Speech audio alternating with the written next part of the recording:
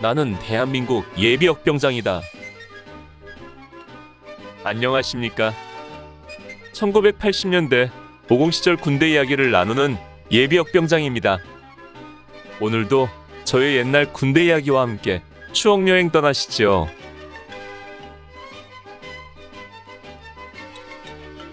나의 상병시절 211번째 이야기. 1982년을 보내다. 나의 상병 시절과 함께 1982년 임술년이 저물어가고 있었습니다. 우리는 흔히 한 해를 마무리하면서 다사다난했던 한 해였다는 말들을 합니다. 그만큼 1년이라는 세월 속에 많은 사건과 어려움이 있었다는 것입니다. 나에게도 1982년은 파란만장했고 얘기거리도 많은 다사다난한 한 해였습니다. 졸병의 때를 벗지 못한 일병으로 시작했던 1982년이 이제는 상병 말년으로 소대의 최고참 중 한 명이 되어 한 해를 마무리하는 그 과정 속에 수많은 우여곡절이 있었던 것입니다. 나는 1982년을 팀 스피리트 82 훈련을 준비하기 위한 갖가지 교육과 훈련으로 시작했고, 이후 1년 동안 수없이 많은 훈련과 교육과 측정과 작업과 사역을 하면서 달려온 시간들이었습니다. 팀 스피리트 훈련을 대비한 혹한기 동계훈련으로 시작한 야전훈련이 행군과 전술훈련과 보급품 정비와 검열, 정신교육과 교령교육 등등 수많은 준비 과정을 거쳐 경기도 이천, 여주, 양평을 누비며 팀 스피리트 훈련을 뛰었습니다. 그리고 육격산악 훈련과 중대 대대 자유훈련과 ATT, 대항군 훈련과 연대 RCT, 그리고 야간종합 전술훈련과 혹한기 동계훈련으로 마무리하기까지 산악을 누비며 분주히 뛰어다닌 한 해였습니다. 그뿐인가요? 경제시험, 정훈시험, 개인전투력 측정, 성과 측정, 소총과 기관총의 사격 측정, 5분대 기조 측정, 태권도 측정 등 피말리는 시험과 측정도 받아야 했습니다.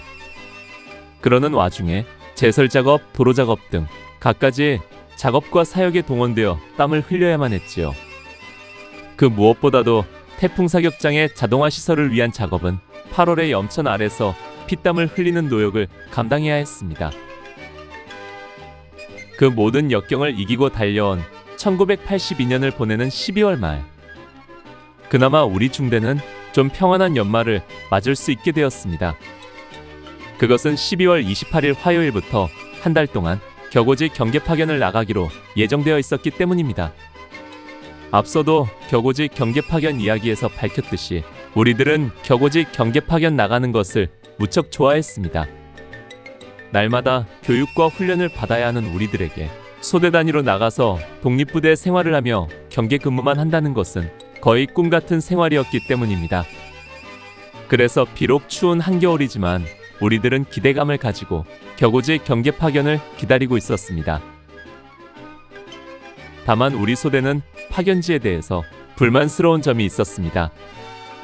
다른 소대들은 어디로 나갔는지는 기록이 없어 모르겠는데 우리 화기소대는 두 군데로 나뉘어서 나가게 되어 있었던 것입니다. 우리 총1분대 전원과 총2분대의 사총 3명 등 소대원 절반과 선임하사 방중사 등이 사단 대공초소인 AOP로 가게 되었고, 나머지 포분대와 총2분대 3총 인원들은 도촌리의 자동화 사격장으로 가게 되었습니다. 우리는 소대원 전원이 함께 가기를 강력히 희망했지만 소용없었습니다. 이때 파견 생활에 대한 이야기는 병장 시절 이야기에서 따로 다루도록 하겠습니다. 파견 나가기 전 마지막 1982년 업무는 12월 24일 신포리 지역으로 나간 수색정찰이었습니다. 그 전날 병기과에서 수색정찰에 필요한 탐침봉과 실탄 등을 수령하여 중대본부에 보관하고 20시에 취침에 들어갔습니다. 다음날 공사시 30분에 기상하여 아침 식사를 하고 점심밥을 수령하여 반합에 나누어 담아 개구리 군장을 만들어 메고 중대본부에서 탐침봉과 실탄을 수령한 뒤 06시에 출발했습니다. 본래 실제 작전으로 나가는 수색정찰에는 실탄을 분배받아 개인 탄창으로 소지해야 합니다. 상황이 발생하면 즉각 대응해야 하기 때문입니다. 그러나 이곳이 민간인 지역이고 적침투 같은 긴급한 상황이 발생할 가능성이 많지 않기 때문에 실탄은 탄통에 담아 후임병들이 교대로 들고 이동했습니다. 한겨울의 공육시는 아직 어둠이 짙은 새벽이었고 신포리에 도착할 즈음에야 날이 밝아왔습니다. 날씨는 코끝이 시리도록 추웠습니다. 게다가 전날 내린 눈이 발목까지 빠질 만큼 쌓여 있어 수색 정찰이 쉽지 않은 조건이었습니다. 여름 같으면 시원한 나무 그늘 아래서 낮잠이라도 한숨 잘 수 있는데 한겨울이라 추운 날씨에 어디 한 군데 모여 앉아 있을 수도 없었습니다. 가능한 대로 눈이 좀 녹은 양진역을 찾아다니며 계속 움직여야 했습니다. 수색 정찰에는 결과물이 있어야 했습니다. 가장 만만하고 확실한 결과물은 삐라였습니다. 1981년까지만 해도 겨울이면 산에 하얗게 덮일 정도로 북한 삐라가 많이 날아왔었습니다. 그런데 1982년 겨울이 되면서 상황이 달라졌습니다. 눈에 띄게 삐라가 줄어든 것입니다. 그런 현상은 1982년 1월 달부터 조짐이 있었는데 12월이 되면서는 확실히 삐라가 줄기 시작했습니다. 아마도 그때쯤부터 북한 경제가 나빠지기 시작한 것으로 보입니다. 아무튼 이날 수색 정찰에서도 삐라 몇 장 수거한 것이 전부였습니다. 점심시간은 도저히 그냥 밥을 먹을 수가 없어서 불을 피우고 둘러앉아 식사를 했습니다.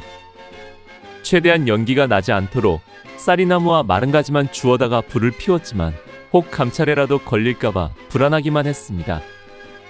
아무리 조건이 나쁘다고 해도 실제 작전이기 때문에 걸리면 최소한 군기교육 때는 각오해야 했기 때문입니다. 오후 4시에 상황을 종료하고 복귀하니 정확히 5시였습니다. 실탄과 탐침봉을 병기과에 반납하고 저녁 식사를 하고 나는 교회로 달려가야 했지요. 아무튼 1982년을 보내는 마지막 업무가 이렇게 끝난 것입니다.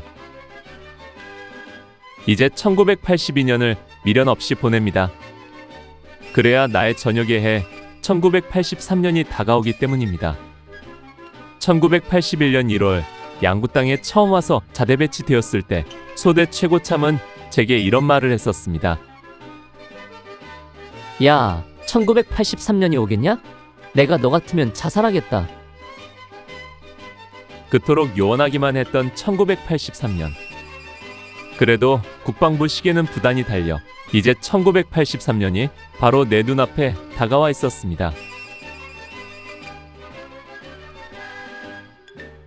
오늘 추억여행에 함께 해주셔서 감사합니다. 다음 이야기를 기대해 주시고 구독과 좋아요 부탁드립니다. 당백